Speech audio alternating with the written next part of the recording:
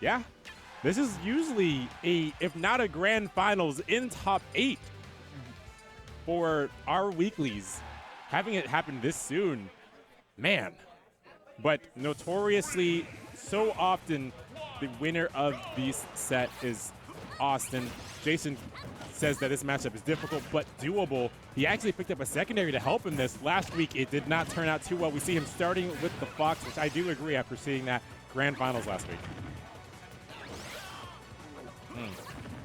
We're starting on our battlefield. We're used to Awestin racking up these early percents, these big damage combos. Oh my gosh, JaySon, why would you fall down with that neutral air? Jesus. That's the Awestin special. That is Awestin in a nutshell. That is a he good hits body. you with the big head a million times, and then he throws the thunder. It's like you got enough with the normal cranium, not for the electrified cranium. Right into the blast zone. Goodness gracious, Awestin. JaySon's turn to answer back, though, getting a lot of percent, but can he get a stock? Momentum now swinging in JaySon's favor. After a stock like that, he did not want to leave it unanswered. Oh, goes for the defensive option when I believe that could have been an up smash. Missing the tech chase here, maybe a little bit shaken. Yeah, I mean, he started out getting a lot of percent, doing a lot, but when it came to getting the kill, he just goes for the trump, knows that Awestin wants to land on him with that up smash, so he just pushes him off with the down. Going for down smash so often. It has not got him a stock just yet. The next one just may, but it looks like Awestin is starting to get his feet back on the ground more often than not. Back air, though, from JaySon's going to get him that stock. 56 doesn't seem like a lot on JaySon, but when you're going up against Ness, you only need about 20 more before with Rage that back throw will kill at the edge. JaySon does have to be really careful. Yeah, the way the first stock started, you wouldn't think JaySon would have such an answer back, but he's brought this game back. Awestin finally getting his feet back on the ground. JaySon can't let up this pressure. He's got him in the air now. Gets so many aerials to connect, but can he continue? Oh, wow, just doesn't get two the big opportunity. His aerials just couldn't match that big psychic boy brain that Awestin just has so much skill wielding. I mean, JaySon had been doing a really good job of punishing those Ness air dodges that are so difficult to land the punish on, but it only took one miss for Awestin to land that up air and seal the game. Yeah. Both these characters, once they get the other in the air, it's just so much damage. They need Awestin, or JaySon in this case. Switching, how do you feel about going back to Battlefield? I'm going to stop my thought. I think JaySon is the kind of player to say, you know what, that was my mistake. I'm going to go back and not get PK Thunder 2'd and nearly 0 to death right away. Yeah. I'm just going to outplay you this game. Everything's going to be fine. And I like the idea of at least staying stages so that you know the adaptations that you're making are immediately applicable. Okay. Right? Like, if I made this mistake here, I can immediately rectify it in the second game, as opposed to one that might not even be relevant on another stage. Yeah, and boy, has he shown that he has adapted.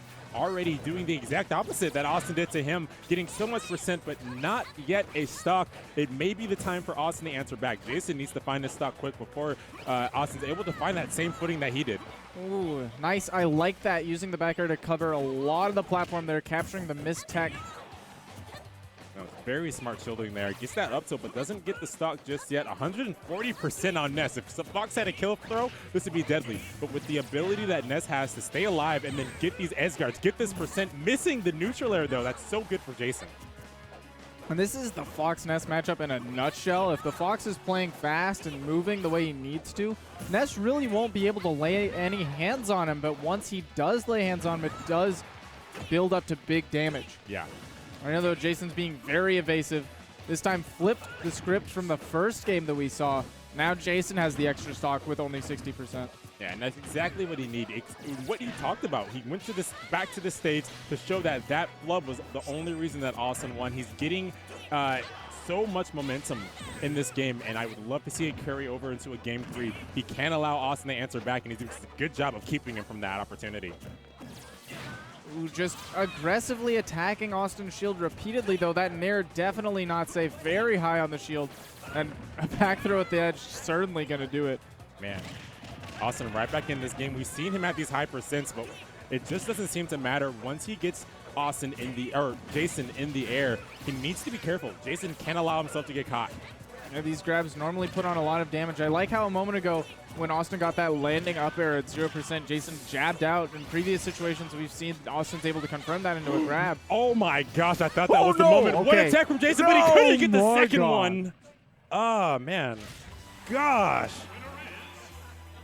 My voice is actually going, jeez. Jeez. Gee Willikers, you heard that squeak, but man, you heard that Fox yell as he hit the blast zone. JaySon getting 2-0'd by Awestin.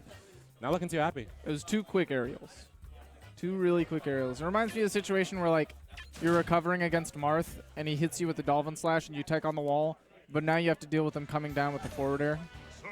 There's just not much you can do except have the finger speed of a god. JaySon just wasn't able to do it twice. But we're going to be getting into yet another DFW battle. We're going to see a lot of these today. You're not going to get to see much more of ESAM and MVD just yet. No, people have to fight their way to him. Now, the winner of this set, I do believe, gets an opportunity to play against MVD. It's Lima versus Hyrule Hero. Which I don't know if these guys have played. I haven't seen him play before. But you've told me how this matchup can pan out. Lima versus FX's own Hyrule Hero. Bayonetta versus Link. You've told me already. We've gotten a brief description of how bad this matchup can be for Link and how few tools he really has to combat. Save a lot of rage. Yeah, but, I mean, if you look at the history, though, these 2 players might not have played very recently, but Hyrule Hero did have a recent, very close, Game 3 last hit situation with Aerolink. Wasn't able to clutch it out, but he's able to bring it to the brinks. Yeah. Lima, though, very, very different play style than Aerolink. When you have a character like Bayonetta, you have a whole myriad of tools to work with.